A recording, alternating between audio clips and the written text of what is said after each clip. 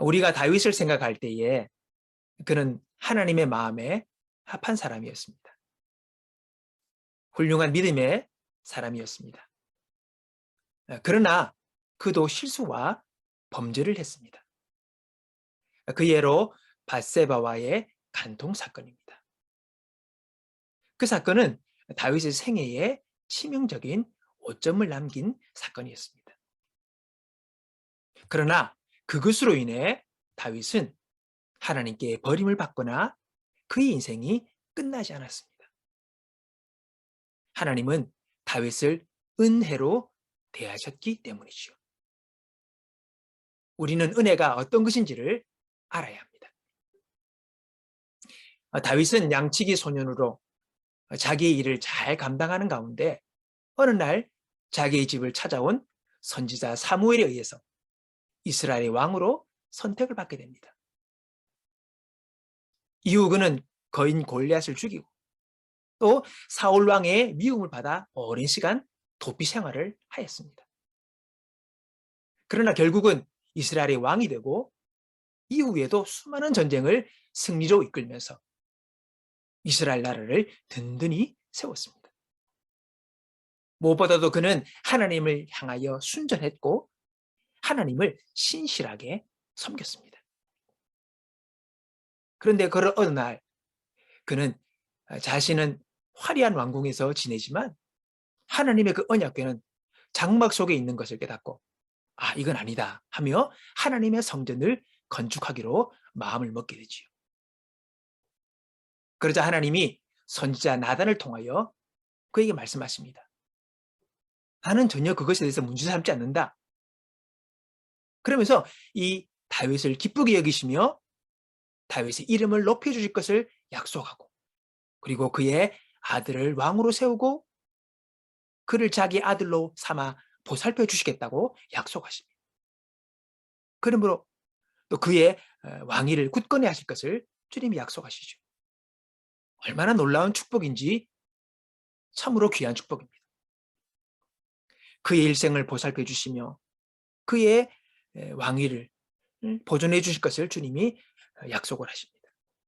자, 근데 여러분, 이런 하나님의 축복과 약속을 받은 지 얼마 안 되어서 다윗은 옥상을 거닐다가 왕궁의 옥상을 거닐다가 목욕하고 있는 밧세바를 봅니다.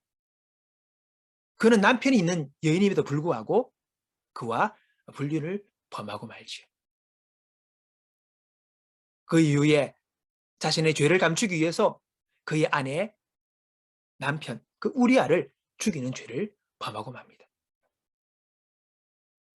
그 모든 일이 하나님 보시기에 악했다고 성경은 기록하고 있습니다. 여러분, 여기서 얼마 전 성전을 지으려는 그를 기쁘시게 여기고 나단 선지자를 통해서 그를 높여주시고 그의 왕자를 굳건히 하시겠다고 약속하신 그 하나님이 그 이후에 다윗이 이러한 범죄를 저지를 것을 모르셨을까요? 그런데도 이런 놀라운 축복을 그에게 하실 수 있습니까? 여러분, 물론 하나님은 아시지요. 그런데도 다윗을 향하여 그를 높여주시고 그의 자녀와 가문을 견고하게 하실 것을 주님은 약속하십니다. 여러분, 이것이 바로 은혜입니다. 은혜는요, 나의 잘남 때문에 주어지는 것이 아닙니다. 이건 하나님의 선물입니다. 내가 잘한 대가로 주어진 것이 아니라는 것이죠. 에베소서 2장 8절은 말합니다. 너희는 그 은혜에 의하여 믿음으로 말미암아 구원을 받았으니 이것은 너희에게서 난 것이 아니요 하나님의 선물이라. 행위에서 난 것이 아니니. 여러분, 그렇습니다. 내가 구원받고 하나님의 자녀가 된 것, 나의 올바른 삶 때문이 아니라 하나님의 은혜로 받은 것임을 우리는 알아야 합니다. 내가 예수를 믿게 된 것도 은혜. 내가 오늘 하나님을 의지하고 주님께 기도하며 예배하며 사는 것도 은혜. 내 죄와 실수를 용서받은 것도 은혜. 이 모든 것이 주님의 은혜라는 것입니다. 다윗은 자신의 그 범죄로 인하여서 눈물로 회개를 하고 또 자신과 가정의 참혹한 시련들을 감수해야 했습니다. 그러나 하나님의 약속, 그분의 은혜는 취소되지 않았습니다.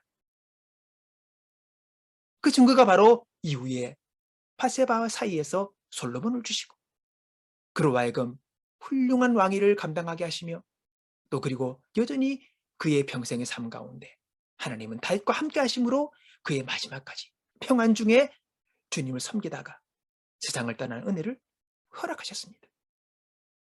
여러분, 우리의 신앙의 출발도 은혜요 마지막도 은혜임을 잊지 말아야 합니다. 그 은혜가 나를 붙드사 나의 생을 인도하실 것입니다. 그러므로 자신의 행위에 의지하여 살지 마십시오. 지금 내가 어느 자리에 있든지 잘하고 있든지 혹은 내가 방황하고 있든지 못하고 있든지 여러분 어느 자리에 있든지 우리는 하나님의 은혜를 생각하고 그 은혜에 감사하고 그 은혜를 기뻐하며 그 은혜로 인하여 열심을 내는 사람들로 살아갈 수 있기를 바랍니다. 하나님이 우리를 구원하사 거룩하신 부름으로 부르심은 우리의 행위대로 하심이 아니요 오직 자기 뜻과 영원한 때 전부터 그리스도 예수 안에서 우리에게 주신 은혜로 하심이라. 오늘 여러분, 내가 지금 이 자리에 있는 것 하나님의 은혜입니다.